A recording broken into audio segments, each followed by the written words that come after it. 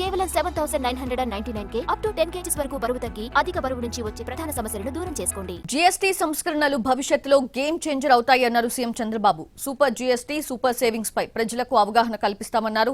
Chapati, రోటీకి GST తీసేశారు. మరి ఇడ్లీ, దోశ సంగతేంటని ప్రశ్నించారు బొత్స.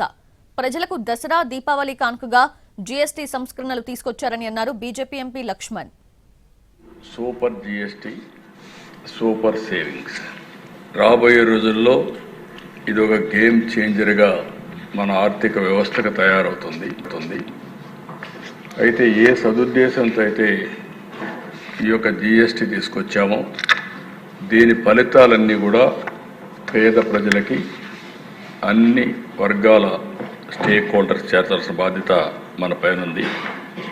దీనికోసం ఒక మంత్ అంటే ఒక 30 రోజుల కార్యక్రమాన్ని అనౌన్స్ చేస్తున్నాం. నలుగురితో ఒక కమిటీ కూడా పేద ప్రజల పట్ల, సామాన్యుల పట్ల ఆలోచన వచ్చింది. 8 సంవత్సరాల తర్వాత ఆలోచన సంతోషం. నేను దీన్ని స్వాగతిస్తున్నాం.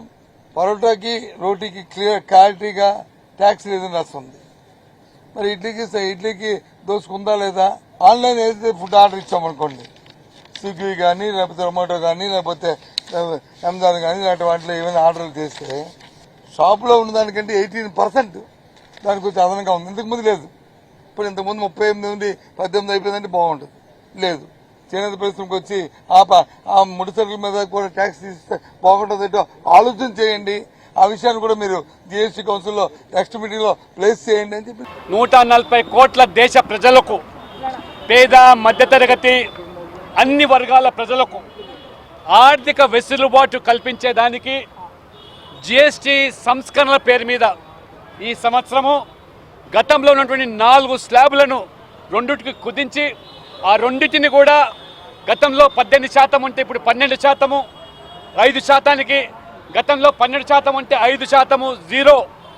ఇవాళ ఆరోగ్య బీమా కానివ్వండి, మరి మందుల వాడకాలు కానివ్వండి, జీవిత బీమా మీద ఎటువంటి పన్ను విధింపు లేకుండా ప్రజలకు మేలు కల్పించినటువంటి విధానం నరేంద్ర మోదీ గారు.